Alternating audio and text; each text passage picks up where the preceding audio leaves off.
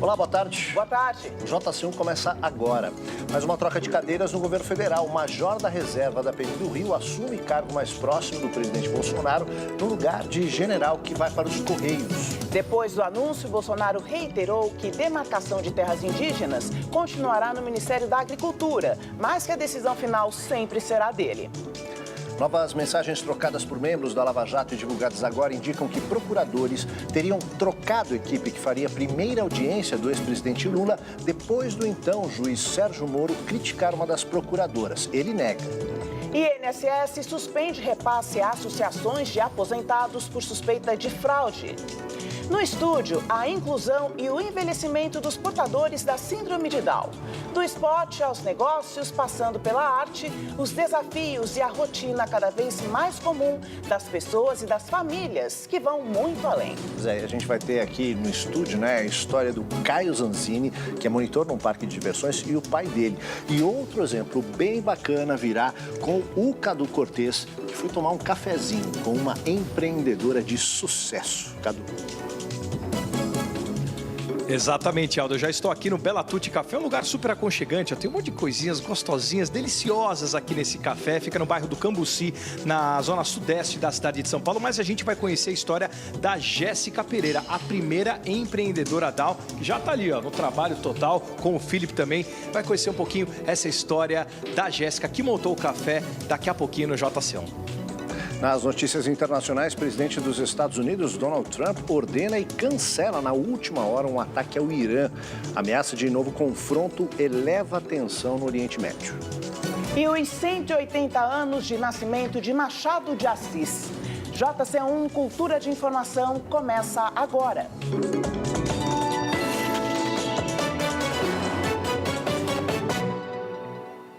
E começa pelos destaques nacionais, O primeiro dia do inverno, parece que as temperaturas médias no país não vão cair tanto este ano, viu? E o INSS suspendeu o repasse de benefícios a 4 associações de aposentados por suspeita de fraude. A suspensão dos pagamentos tem prazo de 60 dias e deve afetar mais de 800 mil filiados de 4 associações de aposentados. O INSS apura se novas filiações vêm sendo feitas com irregularidades. A suspeita é de que elas estejam ligadas a ofertas de empréstimos consignados ou seguro de vida. Se as fraudes forem confirmadas, os responsáveis podem ser indiciados por estelionato e até formação de quadrilha. Termina na sexta-feira que vem, dia 28 de junho, o prazo para sacar o abono salarial PIS/PASEP para quem trabalhou no ano de 2017 com carteira assinada e ganhou, em média, 2 salários mínimos por mês. O valor varia de R$ 84 a R$ 998. Mais de 2 milhões de pessoas que têm direito ao abono ainda não fizeram o saque. E quem não retirar o dinheiro dentro do prazo perde o benefício. O inverno começa hoje. Segundo o Instituto Nacional de Meteorologia, o INMET, as temperaturas do país não devem ser tão baixas neste ano. O fenômeno El Niño, que influenciou o tempo no Brasil durante o verão e o outono, deve continuar mantendo os termômetros com temperaturas acima da média para este inverno. 150 pessoas tiveram que sair de casa e serão encaminhadas para abrigos após um incêndio embaixo da ponte do Jaguaré, na zona oeste de São Paulo. Pois é, a prefeitura aguarda esse trabalho de rescaldo dos bombeiros para começar a vistoriar a via e saber por quanto tempo ela ficará interditada. O fogo foi controlado por volta das 8 horas da manhã. Cerca de 50 homens do Corpo de Bombeiros trabalharam no combate às chamas. As causas do incêndio ainda são desconhecidas. De acordo com moradores, 30 famílias viviam na comunidade que fica embaixo da ponte do Jaguaré. Boa parte trabalhava com reciclagem, materiais inflamáveis e, por isso, o fogo se alastrou rapidamente. Não há informações sobre feridos. Eu estava dormindo, acordei com os gritos. Na verdade, já era na minha programação de acordar para ir trabalhar. Os gritos do pessoal, fogo, fogo, fogo. Eu falei assim, pronto, tá pegando fogo. Aí eu já gritei meu filho, ele já correu, era realmente o que estava acontecendo, nós saímos de dentro de casa. Fiquei sem roupa, tinha um bocado de peça de roupa nova que eu nunca tinha usado. Tênis, tudo, queimou tudo, meu documento. O trânsito foi bloqueado nos 2 sentidos da ponte e os motoristas tiveram que usar desvios também pela Marginal Pinheiros. A Defesa Civil deve analisar a estrutura do viaduto, que pode ter sido abalada com o incêndio. A gente está aguardando o término do serviço do Corpo de Bombeiros. Posteriormente, aí a Defesa Civil, juntamente com a equipe de engenharia, vai fazer uma avaliação dos viadutos. Estando em condições, a gente libera o trânsito ou não. Junho foi escolhido como o mês da doação de sangue e tem campanha para sensibilizar todo mundo com as torcidas de futebol. Em todo o país, 24 times de futebol aderiram à campanha. Aqui em São Paulo, o próprio time do São Paulo e também o Santos, que a gente vê a baleia aqui, ó, do lado. Me conta, quem pode doar? Pessoas com mais de 50 quilos, entre 16 e 69 anos e em bom estado de saúde. O sangue que for recolhido hoje através das doações vai ser usado, distribuído onde? Ele pode ser usado por qualquer pessoa, inclusive pelos pacientes de talassemia e leucemias agudas que precisam muito de sangue para sobreviver. Por que vocês resolveram fazer essa campanha com os torcedores?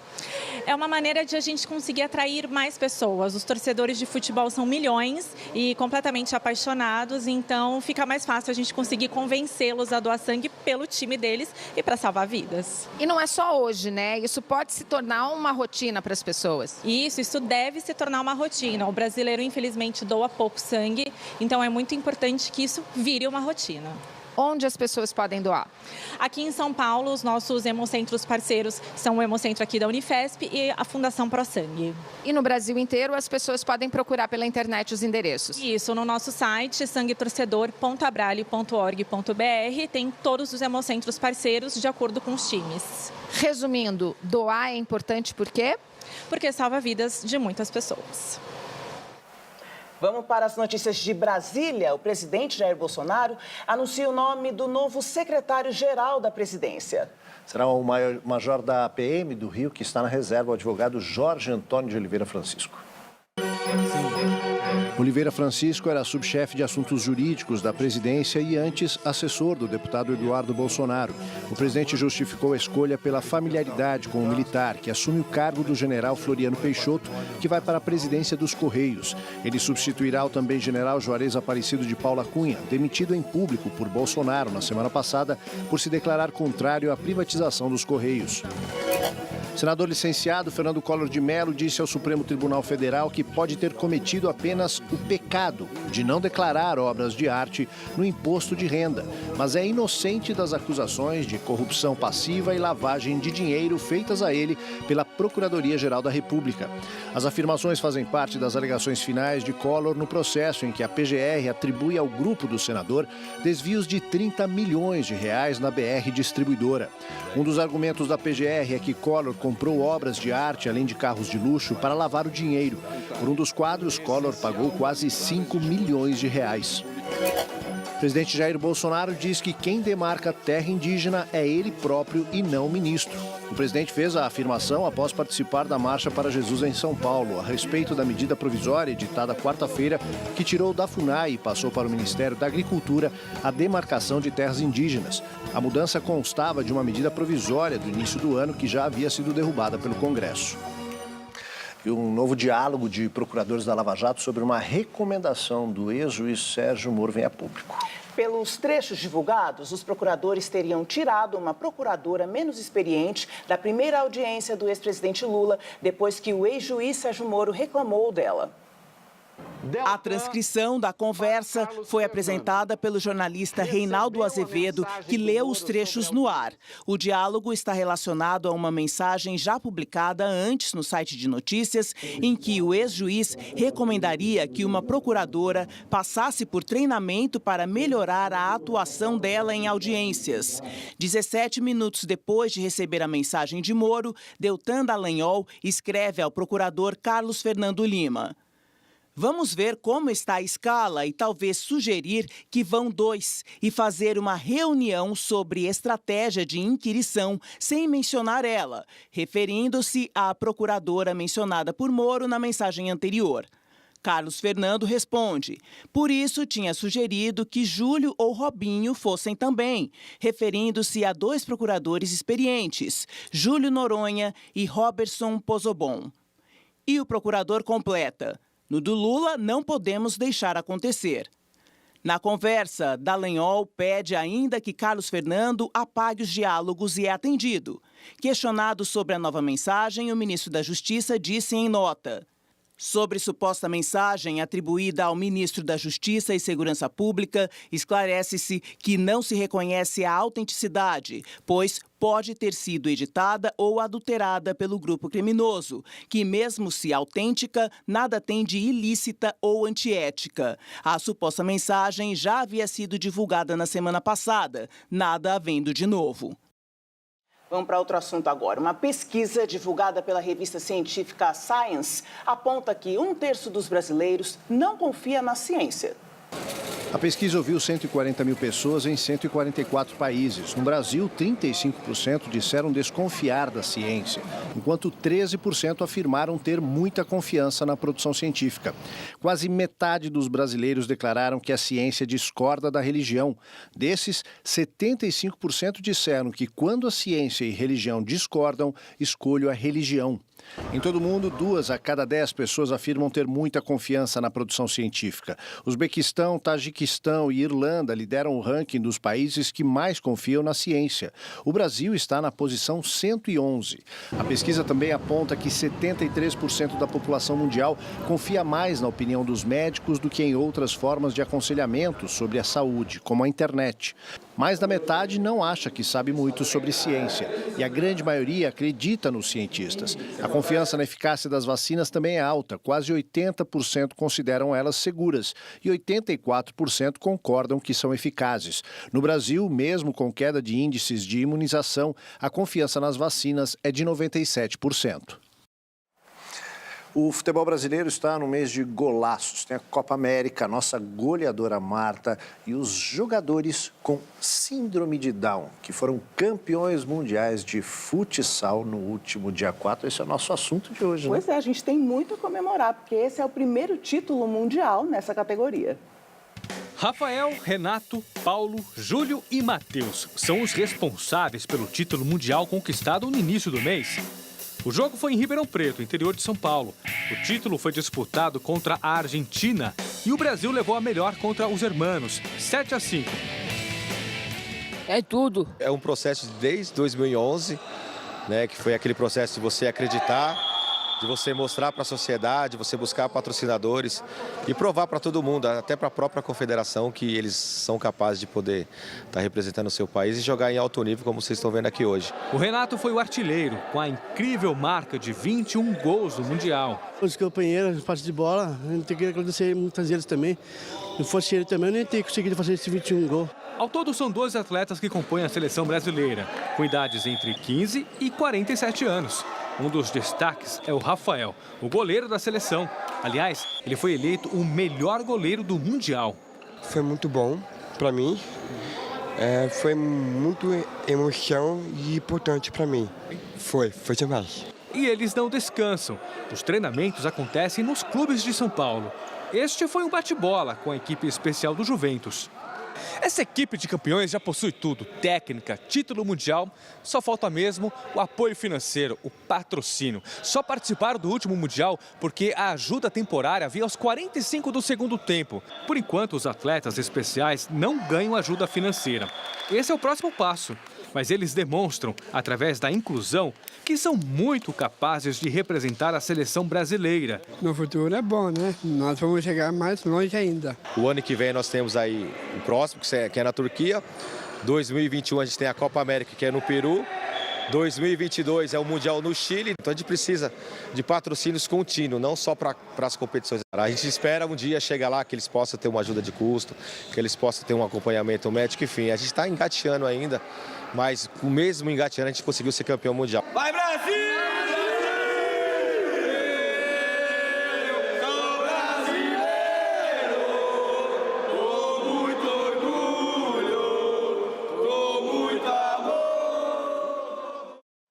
Bom, e o nosso desafio enquanto sociedade é integrar a pessoa com deficiência em todas as atividades do dia a dia. E para conversar mais sobre esse tema, nós convidamos o Bento Zanzini, que é presidente da Associação para o Desenvolvimento Integral do Down, o filho dele, que é o Caio Zanzini, e a Juliana Barica Rigini, que é consultora na área de deficiência intelectual. Então, muito obrigada pela presença de vocês, para a gente debater um pouco desse tema tão importante. Bento, eu queria saber como que começou fundou a associação, a ADIB, e como foi essa caminhada até a criação de uma escola, né, que foi idealizada pelos pais, é isso? Isso mesmo.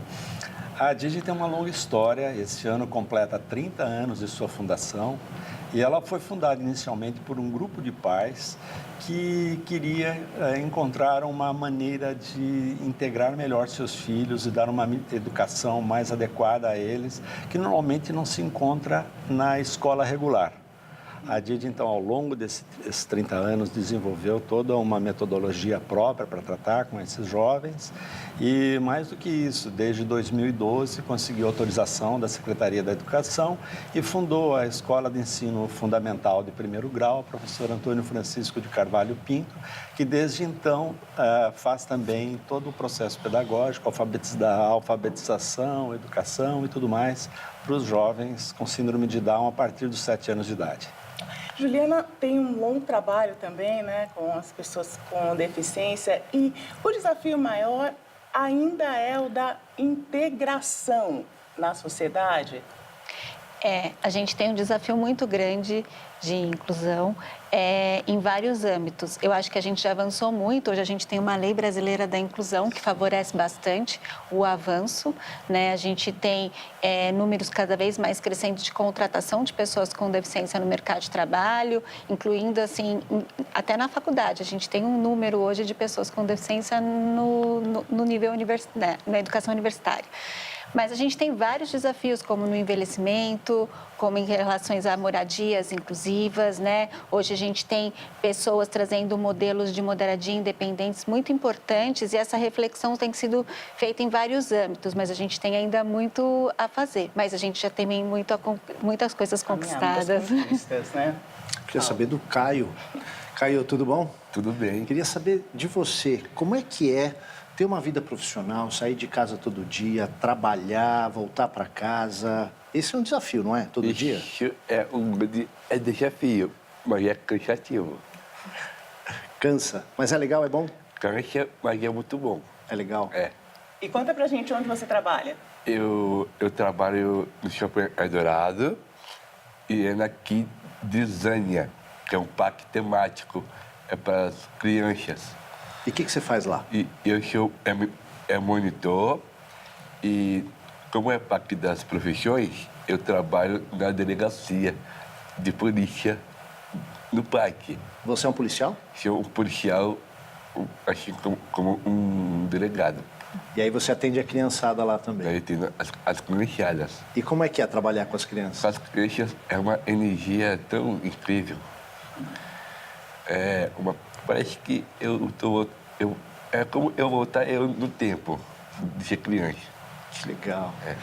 Bento, 30 anos atrás você criou essa associação, o Caio está com 30 anos. Como é que é hoje para você ver o Caio se desenvolvendo normalmente, enfrentando o dia a dia que todos nós enfrentamos? Como é que é essa sensação? Uma pequena correção, não fui eu que criei a associação. Tá. Na verdade, a associação tem 30 anos, mas o Caio foi para lá com 7, então a associação já existia. Tá. E aí nós nos integramos, eu, minha esposa, assim como o Caio, e ele está lá desde os 7 anos. E foi incrível, porque a gente viu um processo de desenvolvimento fantástico da comunidade Down na sociedade.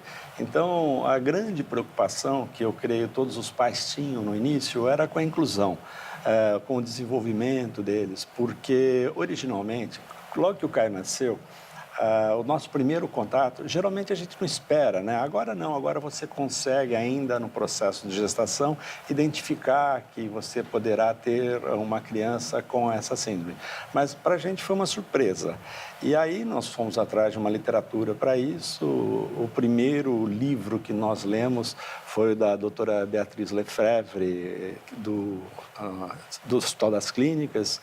E no livro dela, com o conhecimento talvez anterior ou da época, as informações eram, assim, bastante chocantes.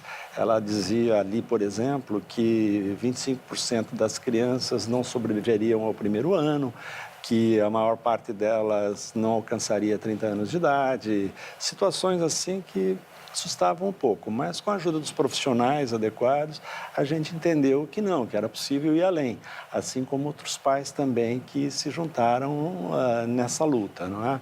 Então, depois com os processos de estimulação precoce, que eu acho que se popularizaram a partir talvez da década de 80 e 90, isso fez com que eles adquirissem maior condição de vida, de trabalho. E a partir daí a gente realmente viu que o desenvolvimento deles era possível de ir muito além daquilo que nós inicialmente sonhávamos, felizmente. Então o Caio, por exemplo, adquiriu uma certa autonomia e uma capacidade de realizar coisas que para a gente é surpreendente, tanto ele como todos os colegas com os quais ele convive. Ele começou a trabalhar com 18 anos, trabalhou na Pizza Hut originalmente, depois trabalhou muito tempo no Senac Modas e depois foi agora para o Parque Temático, por escolha dele, inclusive, de ter uma profissão onde ele poderia interagir com crianças e tudo mais. E praticou ao longo da vida dele muitas outras atividades, aprendeu piano, luta Krav Maga, enfim, tem uma atividade, sai com os jovens da turma dele praticamente todo fim de semana e eu diria que tem uma vida social muito mais ativa que a minha. Muito legal, muito bacana.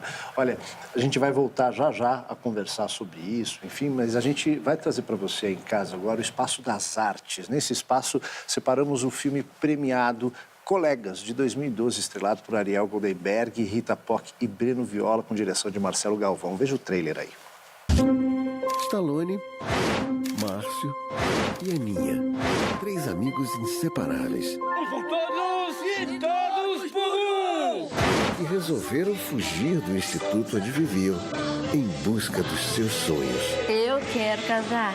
Eu quero ver o mar. Eu quero voar. E eles acabaram encontrando a maior aventura de suas vidas.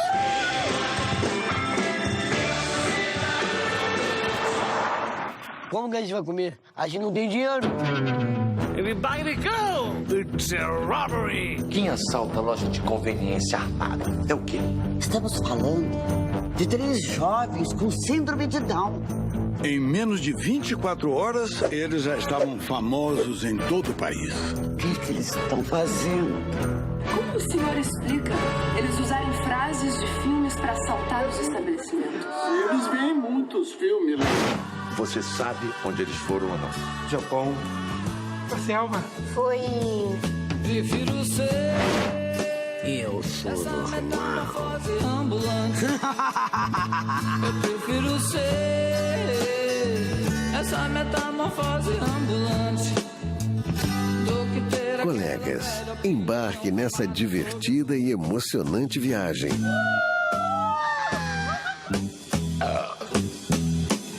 E veja o mundo com outros olhos.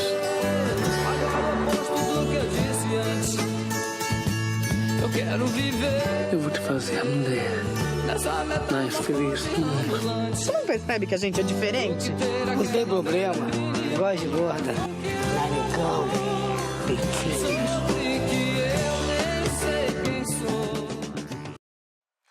A gente vai para um rapidíssimo intervalo. Na volta, o primeiro-ministro indiano comanda uma multidão em aula que comemora o Dia Internacional do Yoga. Surfistas brasileiros avançam no Mundial de Surf. Em etapa disputada em Saquarema, no Rio de Janeiro, 11 brasileiros passaram para a terceira fase.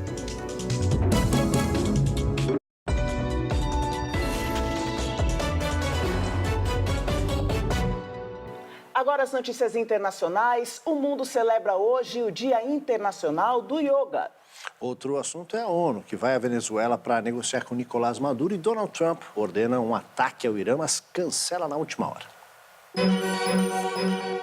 O presidente Donald Trump aprovou um ataque de retaliação contra o Irã pela derrubada de um drone de vigilância norte-americano perto do Estreito de Hormuz. Os restos do aparelho destruído foram exibidos pela TV iraniana. Os planos de ataque foram cancelados pela Casa Branca momentos antes dele ser iniciado. Com o clima de tensão na área, as companhias aéreas foram proibidas de sobrevoar o espaço aéreo iraniano sobre o Golfo Pérsico e o Golfo de Omã. Na Venezuela, a alta comissária para os direitos humanos da ONU, a chilena Michelle Bachelet, encerrou hoje uma visita de 3 dias a Caracas, onde chegou cercada sob forte esquema de segurança.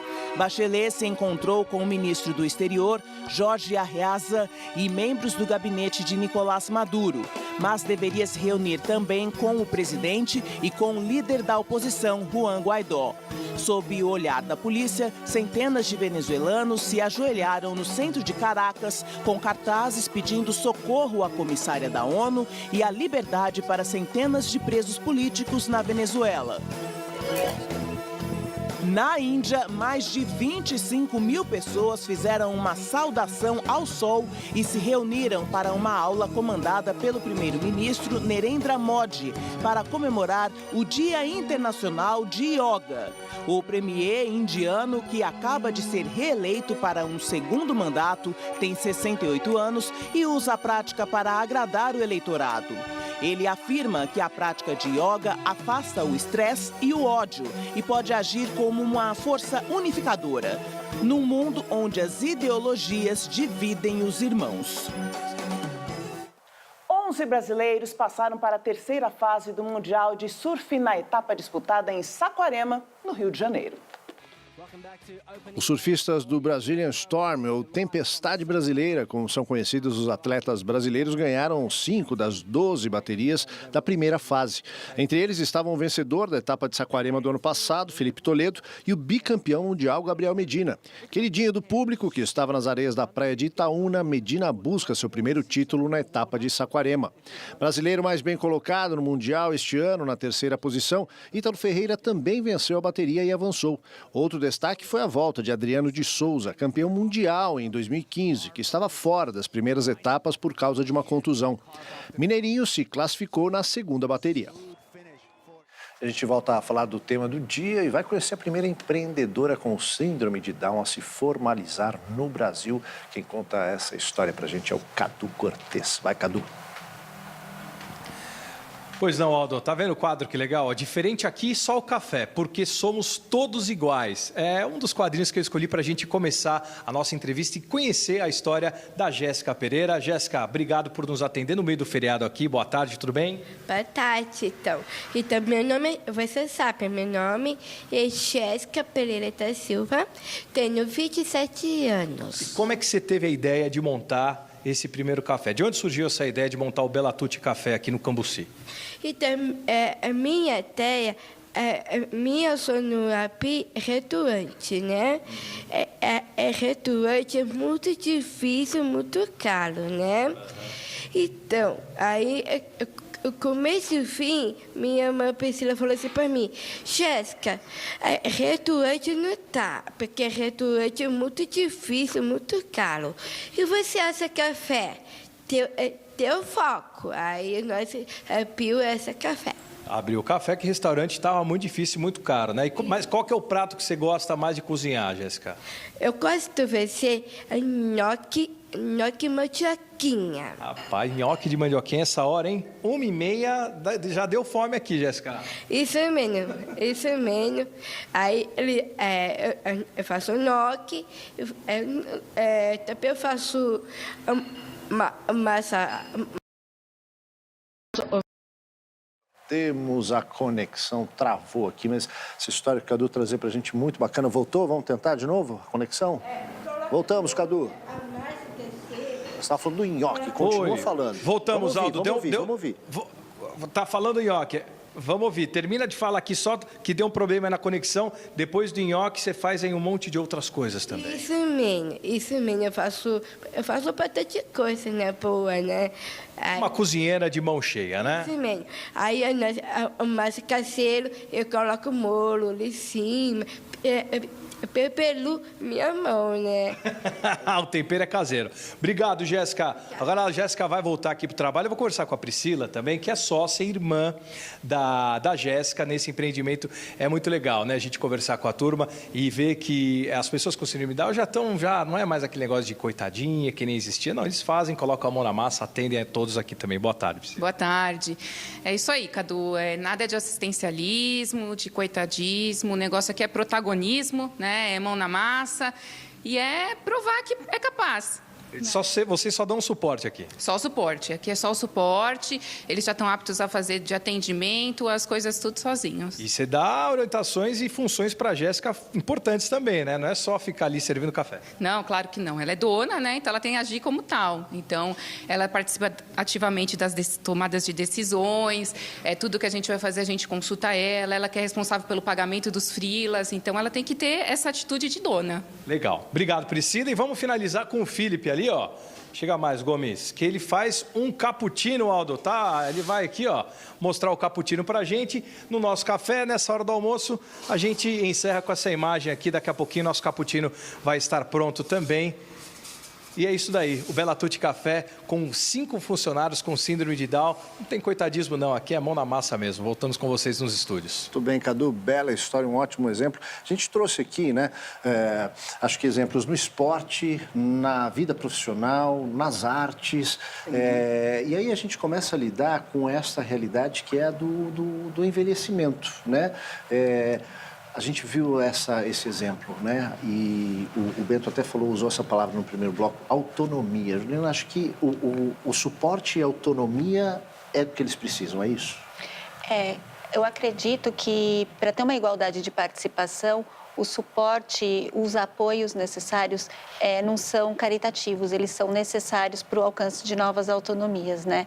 Então, é super importante a gente pensar nisso não como uma estratégia assim de coitadinho, mas assim, como que essa igualdade de participação ela pode ser alcançada com os apoios necessários. E aí os apoios podem ser desde profissionais, familiares, recursos tecnológicos, como a gente tem muito hoje, linguagens mais acessíveis, mas o mais importante de tudo é a gente ter a oportunidade de quebras de barreiras atitudinais. Eu acho que isso é o que a gente mais luta, né? Porque a partir do momento que a gente quebra alguns paradigmas e visões relacionadas à pessoa com deficiência, a gente avança muito, né? E Bento, fala pra gente de onde que vem a palavra Down, que muita gente acha que está ligada à tristeza, né? E não é nada disso.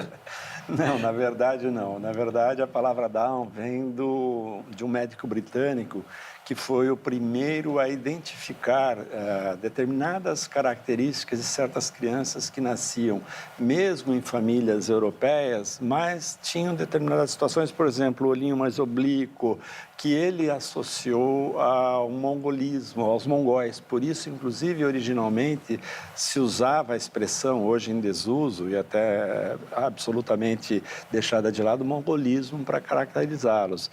Então, esse médico, o Dr. John Langdon Down, e ainda no século XIX, ele identificou essas características. Só muito mais tarde, um francês, Dr. Lejeune, já em 1959, é que ele identificou a questão do cariótipo, ou seja, o cromossomo 21, em vez de se partir em 2, como todos os outros, se parte em 3, e isso é um acidente genético que produz a síndrome de Down, que tem esse nome em homenagem ao seu primeiro identificador, o Dr. John Down.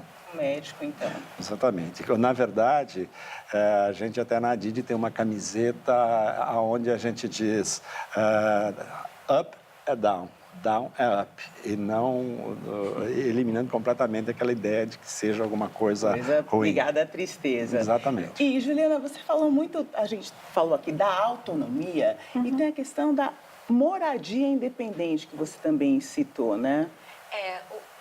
Pensando que esse público, como o Bento também colocou, tem está envelhecendo, então o assunto moradia, residências inclusivas é o assunto que está em pautas em vários contextos, né? Até porque como adulta eu quero ter uma moradia, né? Então, como todo adulto, dentro do seu plano de vida está o trabalho e está a moradia. E quais são as opções de moradia que favoreçam a autonomia e a participação e como a própria Jéssica colocou, né?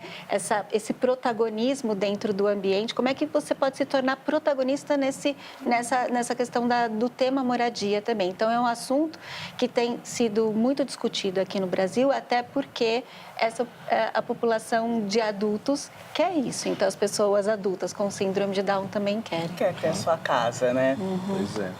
Eu agradeço muito a participação de vocês, mas antes de encerrar, Caio, eu queria saber se você pode contar pra gente o que você sonha pra tua vida? O que você ainda não conquistou que você quer conquistar? O meu sonho é ser diretor de novela. Uau, olha aí! Que legal! E escrever um livro também. Muito bem. A gente vai ficar esperando para ler. Para lançar aqui com a gente. Já está convidado. Muito obrigada, Bento, Caio, Juliana. Aguardamos vocês numa próxima oportunidade. Obrigado. E a seguir, inverno no sul e festa para a chegada do verão no hemisfério norte. Milhares de pessoas se reuniram no sul da Inglaterra para dar as boas-vindas ao sol.